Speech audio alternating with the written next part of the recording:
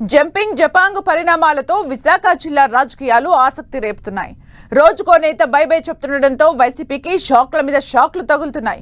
వైసీపీకి హ్యాండ్ ఇస్తున్న నేతలు కూటమి పార్టీల వైపు చూస్తుండగా పాలిటిక్స్ ను మరింత ఆసక్తికరంగా మార్చుతున్నాయి. పీకల్లోతు రాజకీయ కష్టాల్లో మునిగిపోయిన ఓ నేత ఇప్పుడు కూటమి పార్టీలో చేరడం కొత్త పంచాయతీకి కారణమవుతోంది. ఇంతకీ ఎవరా నేత, ఏం జరుగుతోంది, ఆయన ఎందులో చేరితే ఏంటి, కూటమి లేని మిగతా పార్టీలకు ఎందుకు సమస్య?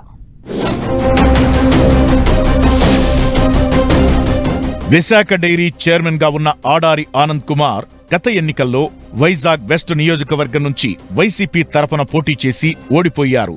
అయితే ఆయన ప్రస్తుతం విశాఖ డైరీ వ్యవహారంలో అవినీతి ఆరోపణలు ఎదుర్కొంటున్నారు. ఇలాంటి పరిణామాల మధ్య వైసీపీకి గుడ్ బై చెప్పిన ఆడారి బీజేపీలో చేరిపోయారు. ఆ పార్టీ ఏపీ అధ్యక్షురాలు దగ్గుబాటి పురంధేశ్వరి సమక్షంలో ఆయన కాషాయ కండువా కప్పుకున్నారు.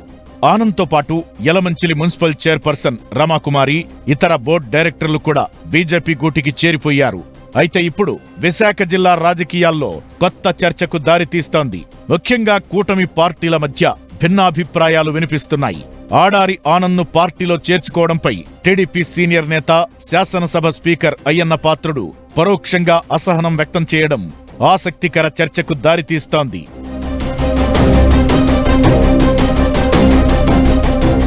తాను వైసీపీలోనే కొనసాగితే విశాఖ డైరీ వ్యవహారంలో ఇబ్బందులు తప్పవని గ్రహించిన ఆడారి ఆనంద్ సడన్ గా ఫ్యాన్ పార్టీకి బై చెప్పేశారు. టీడీపీ, జనసేనలో చేరేందుకు చాలా ప్రయత్నాలు చేశారు. ఒకప్పుడు టీడీపీలో పనిచేసి ఆ తరువాత వైసీపీకి వచ్చిన ఆనంద్ మళ్లీ సైకిల్ పార్టీ గూటికి చేరేందుకు చెయ్యని ప్రయత్నాల్లేవు. అయితే స్పీకర్ అయ్యన్న పాత్రుడు గుర్రుగా ఉండడంతో అది సాధ్యం కాలేదు. జనసేనలో చేరేందుకు ప్రయత్నించినా చివరి నిమిషంలో బెడిసికొట్టింది. ఆ పార్టీల నాయకత్వాలు సుముఖంగా లేకపోవడంతో బీజేపీని సంప్రదించారు. చివరికి కమలం గూటికి చేరుకున్నారు. ఇదే ఇప్పుడు కూటమి పార్టీల్లో కొత్త చర్చకు దారితీస్తోంది. అవినీతి ఆరోపణలు ఎదుర్కొంటున్న వ్యక్తిని పార్టీలో చేర్చుకునే అంశంపై కూటమి పార్టీల్లో డిస్కషన్ జరుగుతోందని వైజాగ్ పొలిటికల్ టాక్. కూటమి ప్రభుత్వం ఏర్పాటయ్యాక విశాఖ డైరీలో ఆర్థిక అవకతవకలపై పలు ఫిర్యాదులు అందాయి. శాసనసభలోనూ చర్చ జరిగింది. ఈ ఫిర్యాదులపై విచారణకు సభా సంఘాన్ని ఏర్పాటు చేస్తున్నట్లు ప్రభుత్వం ప్రకటించింది. ఎమ్మెల్యే జ్యోతుల నెహ్రూ అధ్యక్షతన ఏర్పాటైన సభా సంఘం ఈ మధ్య విశాఖ వెళ్లి డైరీ అధికారులతో సమావేశమైంది. డైరీ వివాదంలో అవినీతి ఆరోపణలు ఎదుర్కొంటున్న వ్యక్తిని పార్టీలో చేర్చుకుని జనాలకు ఎలాంటి సంకేతాలు పంపిస్తున్నట్లు అని టీడీపీ నేతలు అంటున్నారు.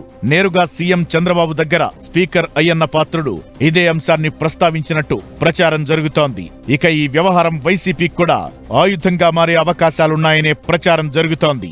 అవినీతి ఆరోపణలు చేసి ఇప్పుడదే వ్యక్తిని పార్టీలో చేర్చుకుంటున్నారు అంటే ఇదేం విధానమని కూటమి సర్కారును నిలదీసేందుకు వైసీపీకి బలమొచ్చినట్లవుతుందనే చర్చ జరుగుతోంది. ఆడారి ఆనంద్ బీజేపీలో చేరడం ఇప్పుడు ఏపీలో హాట్ టాపిక్ అవుతోంది. అసలు ఎవరి అండతో ఆనంద్ కమలదళంలో చేరారని నేతలంతా ఆరా తీస్తున్నారు. గుట్టుచప్పుడు కాకుండా వ్యవహారం చక్కబెట్టిన ఆడారి ఆనంద్ పొలిటికల్ స్కెచ్ చూసి ఇప్పుడు ప్రతి ఒక్కరూ ఆశ్చర్యపోతున్నారు. ఏమైనా ఆయన చేరిక ఇప్పుడు కూటమి పార్టీలోనే కాదు, రాష్ట్ర వ్యాప్తంగా రాజకీయాల్లో కొత్త చర్చకు దారితీస్తోంది.